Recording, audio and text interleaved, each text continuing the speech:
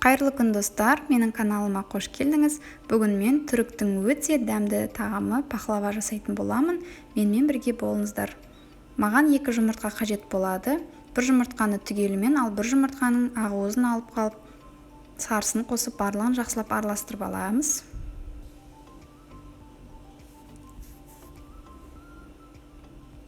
Және де жарты қасық тұз қосамыз. Одан кейін сұйық майымызды қосып, жақсылап барлығын араластырып аламыз.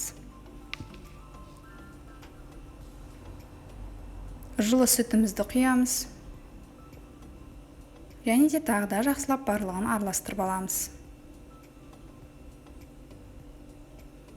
Одан кейін 9% алма уксусын 1 ас қасық қосамыз. Жақсылап барлығын араластырып болғаннан кейін ұнымызды шетінен сала отырып, қосып барлығын жақсылап араластырамыз. Ұнымды алдын ала електен өткізіп алдым. Алдымен қасықпен араластырамын, одан кейін қолмен жақсылап қамырымызды илейміз.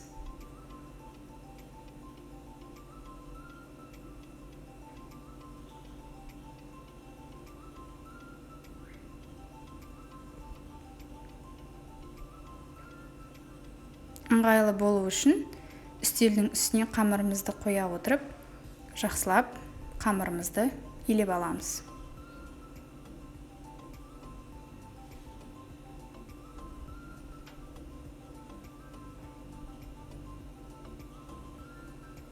Міне мен қамырым дайын болуға қалды. Осындай қамыр бізде шығады. Енді ыдысымызға салып, бетіне орамал жауып, жарты сағатқа тындыруға қоямыз. Қамырымыз тындырып болғанша, біздер қаймақ деп аталатын пахлаваның ішіне салмасын дайындаймыз. Оған бізге сүт қажет болады. Сүтімізді араластыра отырып, қант саламыз, және де оның үстіне манный каша саламыз. Жақсылап барлығын араластыра отырып, үзбей араластыруымыз керек. Салмамыз осылай бір қайнағаннан кейін сөндіреміз. Біздің салмамыз дайын. Енді кеңірек ыдысымызға осы салмамызды салып аламыз.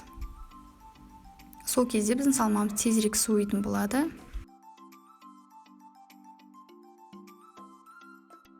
Мінекей біздің салмамыз суыды. Енді осылай шетінен ала отырып, дөңгелектеміз осылай.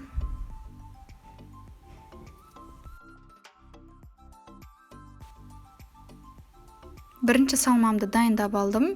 Енді екінші салмасын дайындаймын. Екінші салмасына мен грек жаңғағын, яғни грецкий орехты қосамын. Осылай оқтаудың көмегімен үгітіп аламын. Үйде блендеріңіз болса, блендермен де оқтап алсаңыз болады. Енді мен оған манағы алып қалған жұмыртқамның ағуызын қосып, барлығын жақсылап араластырып аламын. Екінші салмам дайын болды. Енді пахлаваны жасауға кірісемін. Қамырымды жақсылап тағы да бір илеп аламын. Қамыр өте керемет болып тындырылды. Жарты сағаттай тұрды. Енді мен барлығын жақсылап бөлшектеп аламын осы қамырды. Және сол бөлшектерді қазір мен жаятын боламын.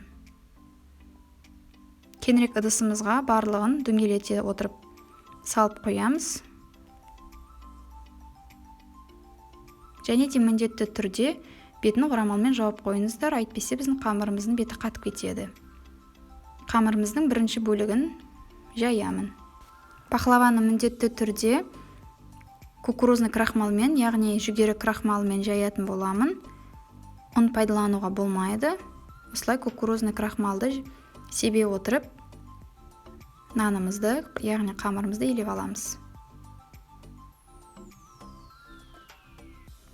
Біздің қамырымыз өте жұқа болу керек. Міне видеода көріп тұрғаныңыздай, қолымыз артынан көрініп тұру керек, және дастарханның суреттері де көрініп тұру керек. Енді осы қамырымыздың барлығын оқтауымызға орап аламыз.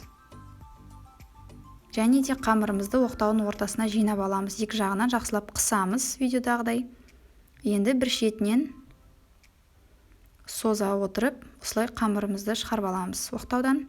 Мінекей достар, осындай қамыр бізде шығады. Енді салмасын саламыз. Манағы жасаған грек жаңғағынан саламыз осылай. Арасы 2 саусақ сиятындай ара қашықта болу керек салмамыздың ара қашықтығы. Дәл осы видеодағыдай жасайсыздар. Оның үстіне манағы бірінші салмамызды саламыз, яғни каймак деп аталатын салмасы пахлаваға. Енді міне видеодағыдай пахлавамызды жасаймыз. Алдымен бірінші жағын, одан кейін екінші жағын бетіне жабамыз салмамыздың.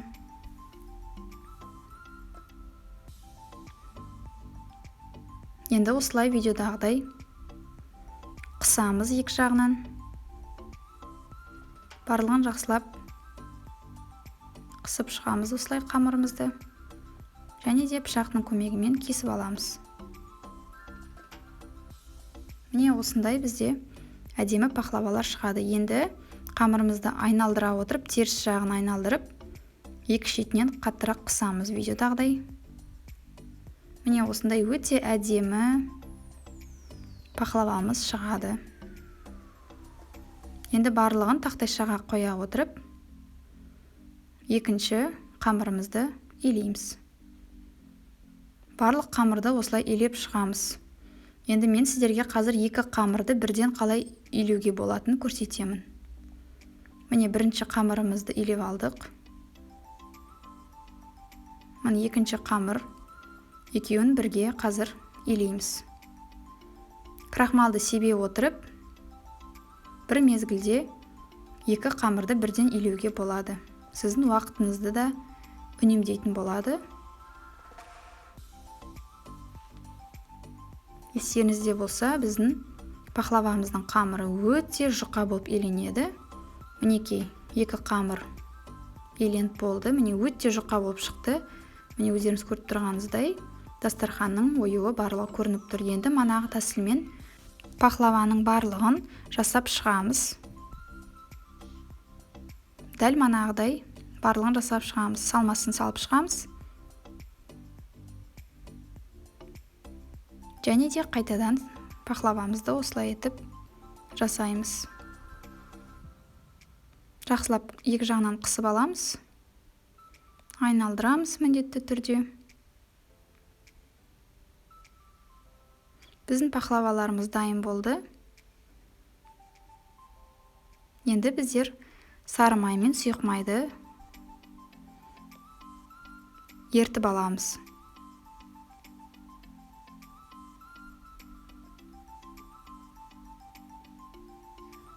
Мінекей барлығы ерді. Енді бетіндегі ақ көбігін сүзек арқылы сүзіп аламыз. Міне менің противнім дайын. Противньға осылай пахлавалардың барлығын қойып шығамын. Одан кейін жаңағы сұйық майымызды кесточка арқылы мейлінше көбірек жағып шығыңыздар. Міне мен пахлавам дайын болды.